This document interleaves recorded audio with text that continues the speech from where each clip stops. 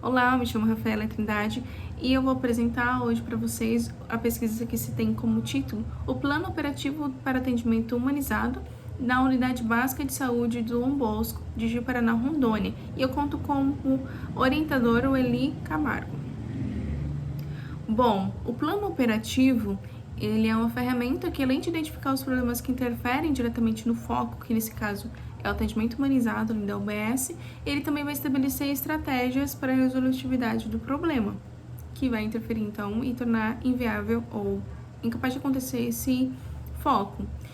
Esse plano, ele teve como início a década de 80 por meio do Carlos Matos, na Bahia, e ele foi desenvolvido por uma proposta de planejamento estratégico situacional, que se trata de um planejamento realizado de forma estratégica e que se refere à situação ali daquela localidade. Ele é flexível, coletivo e democrático. Por que ele é flexível, coletivo e democrático? Porque ele não é feito por meio de uma pessoa só, existem outras pessoas ali em conjunto para discutir, e os problemas vão ser listados de acordo com o que aqueles atores entendem como é o problemático, de forma democrática.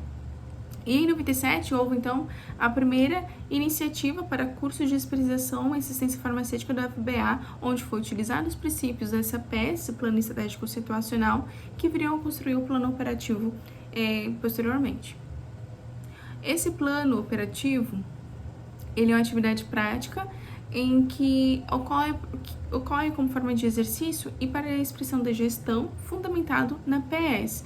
O PO, que é o plano operativo, ele permite que se possa aplicar de forma interativa, contribuindo para explicar e modificar a sua realidade. Existe uma realidade ali naquele local e ele vai utilizar então o plano operativo de forma interativa para que possa listar os problemas que existem ali e explicar o porquê que eles são problemas e ainda modificar a realidade ali daquele momento. Diante a isso, a presente pesquisa tem por objetivo, após identificar o foco do plano operacional, identificar os problemas que impactam diretamente na resolutividade daquele foco, propondo dessa maneira os mecanismos normativos, estratégicos e tático-operacional que atinge a imagem do objetivo foco. Na metodologia, se tem esse plano operativo, que é o PO, que se conta com 4 etapas, de maneira resumida, 4 momentos: o explicativo, o normativo, estratégico e o tático operacional. Dessa forma, se tem um diagrama de construção desse plano operativo, em que é realizado após ter sido feita a escolha do território. Porque esses 4 momentos, eles vão ocorrer, em sua maioria, ali dentro da própria UBS. E esse momento explicativo, que vai ser o momento de maior foco da pesquisa, onde vai se demandar mais tempo, mais discussões, ele conta com 3 fases, que é a fase 1, 2 e 3. E o que você tem nessas fases? A fase 1, ela conta com a identificação e priorização de problemas do local de atuação, que é a identificação e a priorização dos problemas ali da UBS que interferem no atendimento humanizado. Dessa forma, vai haver discussões para envolver diferentes atores, né, de 4 a 5 ali naquela pesquisa, e vão identificar os problemas a partir de diferentes atores, ou seja, 5 atores, eles vão identificar problemas que interferem na execução do atendimento humanizado. Por que não tem atendimento humanizado? Aí vai discorrer ali os problemas, esses 5 atores. Aí eles vão priorizar os problemas de acordo com pontos que vão ser trazidos posteriormente e vai identificar os descritores, que é a evidência do problema priorizado. E a fase 2, ela vai contar com a explicação do problema priorizado, havendo a execução do diagrama de Yukawa, que é o da espinha de peixe. Como ela vai definir essa imagem do objetivo, atendimento humanizado, vai identificar as causas e consequências do problema priorizado, por que aquele problema, atendimento, por exemplo, a frieza do recepcionista, por que ele é um problema? A gente vai trazer causas e consequências dessa parte da recepção que possa ver ser um problema para o atendimento humanizado. A gente vai trazer nesse momento, que é a fase 2. E vamos ver os diferentes atores na explicação do problema priorizado. Um ator, ele pode apontar isso como problema, mas todos os outros vão ajudar nessa discussão e vão definir ele como ou mais ou menor magnitude. e vai utilizar os instrumentos da explicação do problema priorizado, que a gente vai discorrer posteriormente. Na fase 3, vai se haver a revisão de dados referentes à explicação do problema em si. Este período ele vai ser reservado para a finalização de todo o momento explicativo, fazendo uma revisão da explicação do problema priorizado.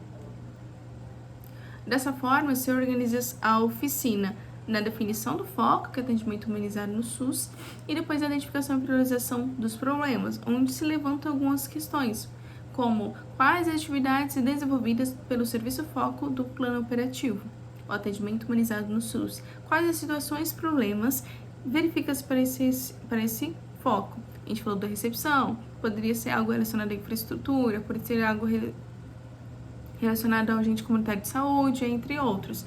E a gente vai formar uma lacuna, se tem o atendimento humanizado, o problema, recepção e realidade constatada, realidade objetiva. A realidade constatada no momento é que a recepção se tem uma frieza para se tratar com os pacientes. A realidade objetiva seria que isso não ocorresse. E dessa forma, vão ser listados todos os problemas que foram identificados por esses atores e vão ser enumerados e depois vão ser somados. Esses problemas listados, ele vai ser identificado com outras questões, onde se tem as seguintes perguntas. Quando esse problema ocorre? Quando na recepção ocorre a desinformação ou não acolhimento do paciente, vai dizer, ocorre mais prioritariamente de segunda-feira? Ou qual a frequência? Todos os dias acontece isso? Ou se é um momento específico? Qual é o período? É mais pela manhã, mais pela tarde? Onde ocorre? É nessa recepção que esse falta de acolhimento ocorre? É na sala de vacinas? É na triagem? É no atendimento com o próprio médico? Ou com o dentista? E assim vão ser discorridos perante essas questões. E por que é um problema? Por que essa questão de não acolher bem o paciente se torna um problema?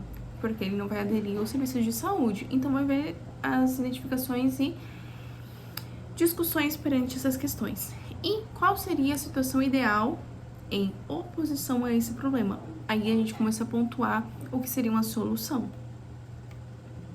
E dessa forma, diante dessas questões, vai haver a construção de uma tabela. E nessa tabela a gente vai pontuar de 1 a 5 cada tópico, sendo o primeiro a magnitude, que é o tamanho, que afeta a quem? Afeta só o paciente? Afeta os outros funcionários? Afeta, e assim a gente vai discorrendo e vai pontuando de 0 a 5. E a transcendências, tem interesse em resolver esse problema que interfere no atendimento humanizado? E a gente vai pontuar, se não tem interesse, 0. Tem muito interesse? 5. E vulnerabilidade, que é a reversão, tendo os recursos disponíveis. É fácil resolver? Se aquela UBS ali tem os recursos disponíveis, consegue resolver então essa problemática? E aí vai ser transcorrido. E não se trata só de recursos financeiros, podem ser recursos financeiros, humanos, a infraestrutura, políticos, entre outros. Urgência. Se não intervir no problema hoje, há agravamento na situação, ele precisa ser resolvido agora ou ele pode ser deixado para futuramente? Isso também é pontuado. E a sua factibilidade. Se existem, então, recursos disponíveis para aquilo. A gente tem financeiro, a gente tem recurso humano, a gente tem infraestrutura, a gente tem o método político, então, para resolver aquele problema. E a gente vai pontuando e no final vai gerar uma somatória, onde a gente vai dizer de todos aqueles problemas qual que está em maior evidência, qual que é, digamos, o maior problema envolvendo o atendimento humanizado. E dessa forma priorizando. E então, diante dos parâmetros da priorização, a gente tem a magnitude, qual que é a frequência e o número de pessoas atingidas, a transcendência, quantas pessoas se importam com a resolução daquele problema, 5 atores, quantos desses se importam com aquilo, vulnerabilidade, qual a facilidade de resolução desse problema diante dos recursos disponíveis, urgência, pode ser hoje, pode esperar, factibilidade, tem recursos disponíveis para resolver então esse problema? E dessa forma se constrói a tabela que vai dizer qual que é o problema que se tem a maior pontuação e a de menor pontuação. Diante da definição dos descritores, você apontar as evidências que caracterizam aqueles descritores como um problema em si e as formas de manifestação desse problema. Tem um problema, voltando ao não acolhimento do paciente, quais são as formas que esse problema se manifesta. E tudo isso vai ser discorrido e vai trazer as causas e as consequências desse problema, por que isso ocorre, o que isso provoca ou gera ali contra aquele ambiente que é do OBS Dom Bosco. Dessa forma, você tem como resultado de discussão que, definido o foco do plano operativo, onde se deseja chegar com esse desenvolvimento, que através da apresentação do problema, na primeira oficina realizada, elogia os problemas do atendimento humanizado do OBS do Dom Bosco. E na segunda oficina será desenvolvido o momento normativo, o qual serão definidos os descritores que irão conduzir o desenvolvimento do diagrama de Ishikawa para a determinação da causa e consequência convergente. E diante disso, o desenvolvimento do momento estratégico será importantíssimo para a conclusão do momento tático operacional, que serão apresentadas propostas de resolução do problema apresentado. Se escolhe o problema de maior pontuação e o que poderia ser feito para a resolução daquele problema.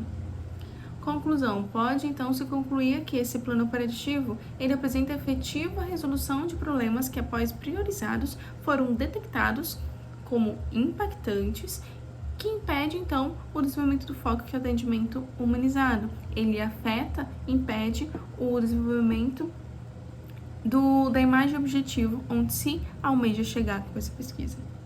Bom, por hoje é só isso. Muito obrigada.